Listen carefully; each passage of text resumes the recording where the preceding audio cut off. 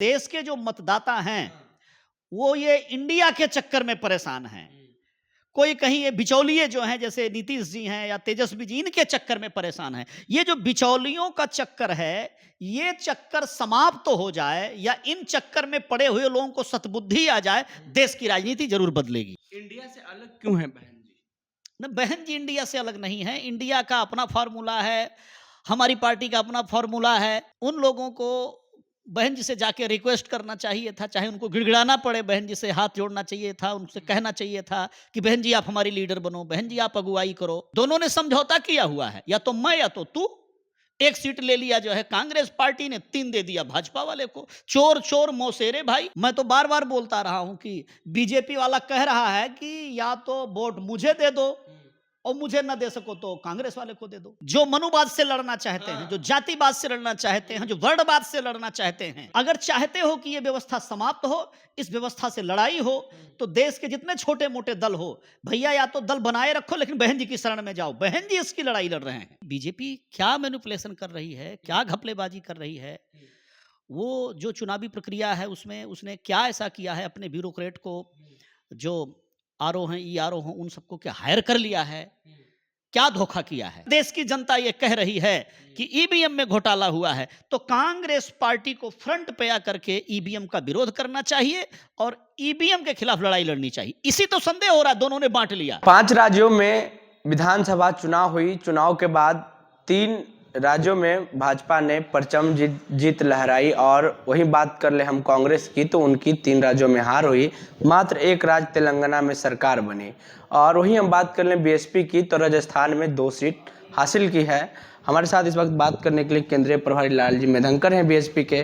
कैसे देख रहे हैं सर चुनाव परिणाम को? एक्चुअली में बहुजन समाज पार्टी का मैं बिहार प्रदेश में केंद्रीय प्रभारी हूँ। बिहार के मामले में कोई बयान आप लेते तो मैं खुल के देता, लेकिन एक कार्यकर्ता बहुजन समाज पार्टी का हूँ, इसलिए आप जब मीडिया के बंधु हैं, बात पूछ रहे हैं, तो जवाब देना तो उचित बनता है।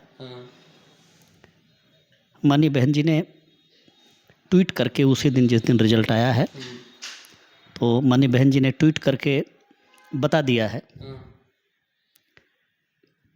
अपना स्टेटमेंट दे दिया है ट्वीट के माध्यम से। और बहन जी ने कई सवाल खड़े किए हैं। क्या सवाल है? चुनाव प्रचार के दौरान और इलेक्शन अनाउंस होने से पूर्व हमारी पार्टी की बड़ी बड़ी सभाएं हुई हैं। पूरा कार्यकर्ता हमारा, जनता उबाल मार रही थी और ऐसे लग रहा था कि लड़ाई बीजेपी के खिलाफ बहुत तेज है। चुनाव परिणाम में वो जो भीड़ थी वो वोट बैंक के रूप में परिवर्तित नहीं हुआ। फिर जो चुनावी प्रक्रिया है उस पर संदेह होता है, या तो ईवीएम घोटाला है या तो ब्यूरोक्रेट को मैनेज कर लिया गया है, भाजपा के पाले में वोट डलवा लिया गया है। एक तो ये चिंतन का विषय है, चिंतन मनन का विषय है। मैं माननीय बहन जी ने जो ट्वीट किया है, निर्देश किया है, हम लोग तो फॉलोअर हैं और हम उसी विषय पर चिंतन कर रहे हैं। जो बहन जी ने चिंतन करने के लिए कहा है, तब से हम लोग स्तब्ध हैं, सोच में पड़े हुए हैं कि इतनी बड़ी बड़ी बहन जी की रैली हुई है। बहन जी ने 10 प्रोग्राम मध्य प्रदेश में दिया है, 8 प्रोग्राम बहन जी की रैली हुई है राजस्थान में, और 2-2 प्रोग्राम तेलंगाना में और इसमें हुआ है। तो लेकिन ये बात है, आपने बोला जैसे कि ईवीएम घोटाला, तो ये बात आप मानते हैं कि ईवीएम घोटाला हुआ इस बार भी? नहीं, मैं इस बात को मैं 100% कहूं, ये मुझे अधिकार नहीं है। लेकिन चिंतन मनन करने पर जो भीड़ निकल के आती है और फिर वोट गायब हो जाता है, तो संदेह तो होता है कि बीजेपी क्या मैनिपुलेशन कर रही है, क्या घपलेबाजी कर रही है। वो जो चुनावी प्रक्रिया है उसमें उसने क्या ऐसा किया है, अपने ब्यूरोक्रेट को जो आरओ हैं, ई आरओ हैं, उन सबको क्या हायर कर लिया है, क्या धोखा किया है, ये संदेह तो होता है। उस संदेह को पूरे देश के सामने किया जाना चाहिए। और ऐसे में जो राजनीतिक दल हैं, हमारी नेता माननीय बहन जी तो हमेशा डिमांड करती रही हैं कि बैलेट पेपर पे चुनाव हो, बैलेट पेपर पे चुनाव हो, ये ईवीएम बंद होना चाहिए। तो जब माननीय बहन जी इसकी डिमांड कर रही हैं तो बहन जी कोई ऐसा तो है नहीं कि बहुजन समाज पार्टी कोई छोटी मोटी पार्टी है। बहुजन समाज पार्टी एक राष्ट्रीय पार्टी है और बहन जी जो है कहते हैं दुनिया की 8 महिलाओं में शुमार की जाती हैं। माननीय बहन जी इतनी बड़ी लीडर हैं, जीवन भर का तजुर्बा है। 4-4 बार उत्तर प्रदेश जैसे बड़े सूबे में माननीय बहन जी ने राज किया है, बीएसपी की सरकार रही है। तो इस बात को इग्नोर नहीं किया जा सकता। अब ऐसे में इस मुद्दे पर अगर इंडिया से अलग क्यों है बहन जी? न, बहन जी इंडिया से अलग नहीं है। इंडिया का अपना फार्मूला है, हमारी पार्टी का अपना फार्मूला है। हम इंडिया के चक्कर में, एनडीए के चक्कर में नहीं जाते हैं। हाँ, हम इस बात को जरूर कहेंगे कि उन लोगों को बहन जी से जाके रिक्वेस्ट करना चाहिए था, चाहे उनको गिड़गिड़ाना पड़े, बहन जी से हाथ जोड़ना चाहिए था, उनसे कहना चाहिए था कि बहन जी आप हमारी लीडर बनो, बहन जी आप अगुवाई करो।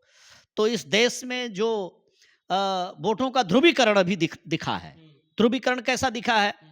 मैं तो बार बार बोलता रहा हूं कि बीजेपी वाला कह रहा है कि या तो वोट मुझे दे दो और मुझे ना दे सको तो कांग्रेस वाले को दे दो। कांग्रेस वाले भी यही कह रहे हैं कि वोट मुझे दे दो और मुझे ना दे सको तो भाजपा वाले को दे दो। मतलब टू पार्टी सिस्टम जो है वो देश के डेमोक्रेसी में लाना चाहते हैं, जो कि डेमोक्रेसी के खिलाफ है। कतई नहीं होना चाहिए कि जनता को बांध दिया जाए कि या तो इधर या तो इधर, तीसरा विकल्प भी होना चाहिए। स्वतंत्र जो है चिंतन होना चाहिए मतदाता को कि देश के भले के लिए, उसके भले के लिए, समाज के लिए भले किधर जाना है। आप लोग चाहते हैं कि बीएसपी के जो मायावती हैं राष्ट्रीय अध्यक्ष, उनके नेतृत्व में INDIA का जो अलायंस है वो चले? हम ये नहीं कह रहे हैं, हम तो सीधा कह रहे हैं कि हमारी बहन जी को नेता मानिए। जो मनुवाद से लड़ना चाहते हैं, जो जातिवाद से लड़ना चाहते हैं, जो वर्णवाद से लड़ना चाहते हैं, जो पूंजीवाद से लड़ना चाहते हैं, जो लोग भी इस देश में तथाकथित इस प्रकार की व्यवस्था से, दर्शन से जो पूरा देश हमारा परेशान है, पूरे देश में शोषण दमन है, कोई किसी के ऊपर खड़े होकर के पेशाब कर दे रहा है, कहीं बहन बेटी की इज्जत लूटी जा रही है, कहीं जमीन जायदाद कब्जा कर लिया जा रहा है। अगर चाहते हो कि ये व्यवस्था समाप्त हो, इस व्यवस्था से लड़ाई हो, तो देश के जितने छोटे मोटे दल हो, भैया या तो दल बनाए रखो लेकिन बहन जी की शरण में जाओ। बहन जी इसकी लड़ाई लड़ रहे हैं, बहन जी लड़ाई लड़ रही हैं। बहन जी अभी तो कहाँ उतर रही हैं रोड पे? कहाँ पहले कितना कांचीराम के नाम पे रैलियां करती थी, अब कहाँ कुछ हो रहा है? अपनी अपनी स्ट्रेटजी है। करने से क्या होगा? जैसे भाजपा वाले की स्ट्रेटजी है, हिंदू हिंदू हिंदुत्व उसका नारा है। उसने जो है धर्म को आगे करके भगवान राम का नाम भुना रहा है, भगवान कृष्ण का नाम भुना रहा है। वो तमाम प्रकार के प्रोपेगेंडे कर रहा है, उनका फॉर्मूला है। हम तो उस फॉर्मूले पे नहीं जा सकते, हम उनको कॉपी नहीं कर सकते, हम उसके विरुद्ध बात करते हैं। भाजपा करे सबका साथ, सबका की बात, सबका साथ, हम समता की बात करते हैं, हम उसके चक्कर में नहीं पड़ सकते हैं। ऐसे माननीय बहन जी, जो बहन जी की स्ट्रेटजी है, रात दिन संघर्ष करती हैं, लगातार बैठकें लेती हैं, लगातार गाइडलाइन देती हैं, लगातार कैडर देती हैं, लगातार टीच करती हैं। ये बहन जी का मेथड है। उस मेथड के अनुसार बहन जी अपनी पार्टी के काम को बढ़ाया है, 4-4 बार सरकार बनाई है और वो अपना तजुर्बा करती रहती हैं। हाँ, हम कहना चाहेंगे देश के जो मतदाता हैं वो ये इंडिया के चक्कर में परेशान हैं। कोई कहीं ये बिचौलिए जो हैं, जैसे नीतीश जी हैं या तेजस्वी जी, इनके चक्कर में परेशान हैं। ये जो बिचौलियों का चक्कर है, ये चक्कर समाप्त तो हो जाए या इन चक्कर में पड़े हुए लोगों को सतबुद्धि आ जाए, देश की राजनीति जरूर बदलेगी। हाँ, हम लास्ट सवाल ले लेते हैं सर। कांग्रेस किस वजह से हारी, या फिर कल इंडिया अलायंस किस वजह से हारी? दोनों ने समझौता किया हुआ है, या तो मैं या तो तू। एक सीट ले लिया जो है कांग्रेस पार्टी ने, 3 दे दिया भाजपा वाले को। चोर चोर मौसेरे भाई। क्या बात कर रहे हैं सर, राज्य में कैसे सीट होगी? अरे भाई, वो दोनों एक ही सिक्के के 2 पहलू हैं। मतलब वो दोनों ही तो कह रहे हैं कि या तो तू या तो मैं, या तो तू या तो मैं। मतों का ध्रुवीकरण करवा लिया दोनों ने मिलकर के, मतों का ध्रुवीकरण करवा लिया। और ध्रुवीकरण करवा करके भारतीय जनता पार्टी को इतना ज्यादा सीटें दे दिया। तो ईवीएम तो कांग्रेस ने ही लाई, तो कांग्रेस की दुख क्यों नहीं हो रही है? हाँ, ये सवाल आपका जायज है। ये सवाल जायज है कि जब सत्ता कांग्रेस की थी और कांग्रेस से बीजेपी ने सत्ता छीनी है, आज कांग्रेस पार्टी पुनः सत्ता में आना चाहती है, और अगर देश की जनता ये कह रही है कि ईवीएम में घोटाला हुआ है, तो कांग्रेस पार्टी को फ्रंट पे आकर के ईवीएम का विरोध करना चाहिए और ईवीएम के खिलाफ लड़ाई लड़नी चाहिए। इसी तो संदेह हो रहा है, दोनों ने बांट लिया, इसी से तो संदेह हो रहा है। भले ईवीएम का घोटाला किया, लेकिन दोनों ने कहा ठीक है एक स्टेट मुझे दे दो, बाकी पर आप राज करो। क्योंकि जो लोग, जिस सोच के लोग बीजेपी और कांग्रेस दोनों में हैं, दोनों एक ही सोच के हैं, सोच अलग है नहीं उनकी। इस रिजल्ट से क्या लगता है, बिहार में असर पड़ेगी लोकसभा में? बिहार में हम लोग लंबे अरसे से काम कर रहे हैं, हमें अपने काम पर भरोसा है। बिहार में बहुत तेजी से बहुजन मूवमेंट चल रहा है, बहुजन समाज पार्टी आगे बढ़ी है। मैं बार बार बोलता हूं कि मैं यहाँ काम देख रहा हूं, बहन जी का नीतीश कुमार फिर क्या करेंगे जो प्रधानमंत्री बनने का ख्वाहिश देख रहे हैं?